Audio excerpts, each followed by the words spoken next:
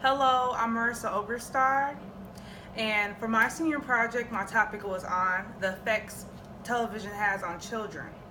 Understanding how consumption impacts interactions, behavior, and reality.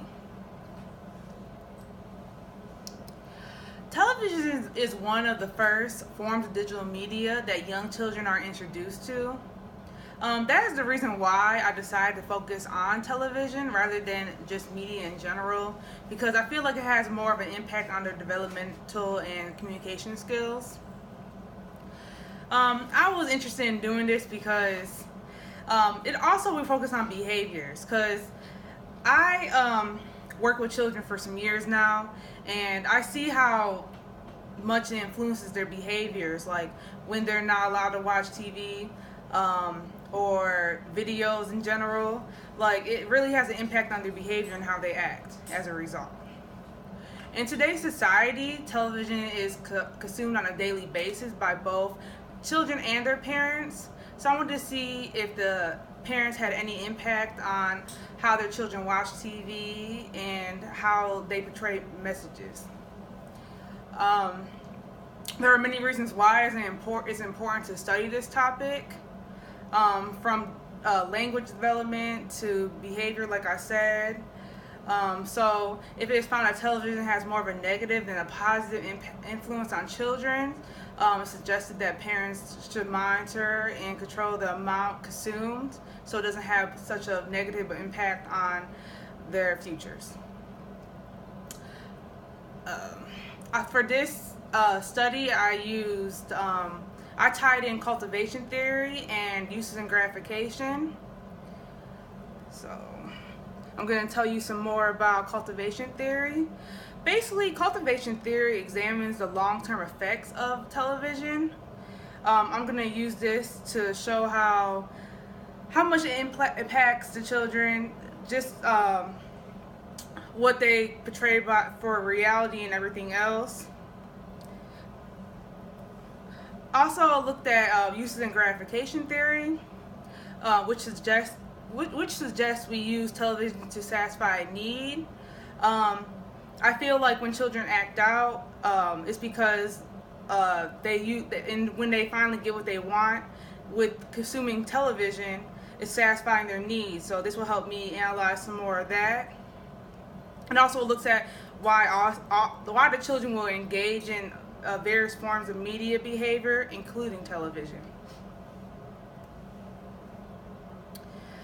In a previous study that I used for my literature review, it's called a cross-cultural analysis of children's television use. It's basically compared U.S. television viewed by foreign children, how it differed from U.S. children's consumption.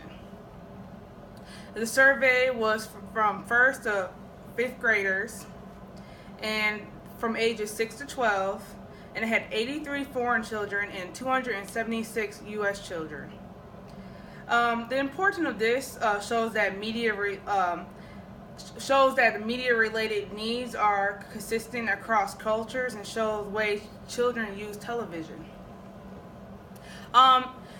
This also showed that the foreign children, they may also perceive the reality of television characters and events different from U.S. children, because they're not used to the culture in the U.S., so they rely on that. Therefore, foreign children that are in the U.S. Are less than 2 years or more likely to watch television due to isolation and new culture. The next study I looked at was titled "Putting Young Children in Front of the Television, Adolescents and Outcomes of Parents' Use of Television as a Babysitter."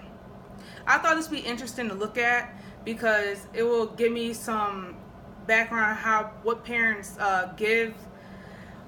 why they have them watch television and how long, and if they believe it's okay for them to watch the amount they do.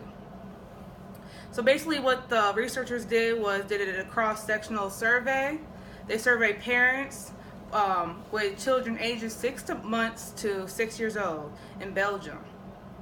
The importance of this was daily viewing of television should be limited and used as a tool to keep children occupied for long periods of time.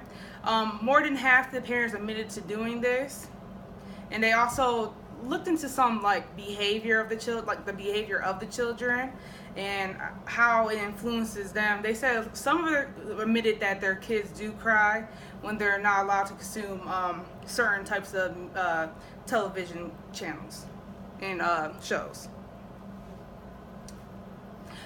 For this study, some limitations that I found were a lot of the research I found was focused on the negative views.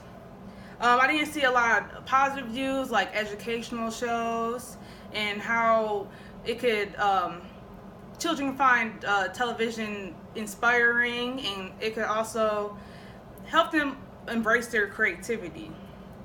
Also, here was a language limitation because children don't speak that well. It was hard to actually interview them or survey them because you can't always understand children.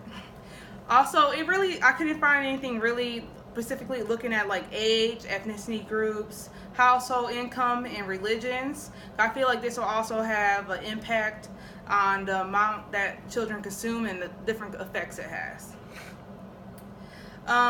For future studies, I think it should be more so focused on parents that are not like full-time employees as well, because a lot of times parents are not aware of the amount that is consumed by their children, because they're at example daycare or with a babysitter or at school.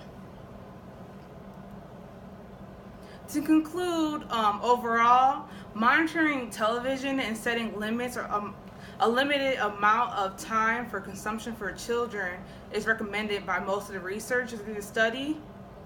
May also have different effects when it consumed with parents.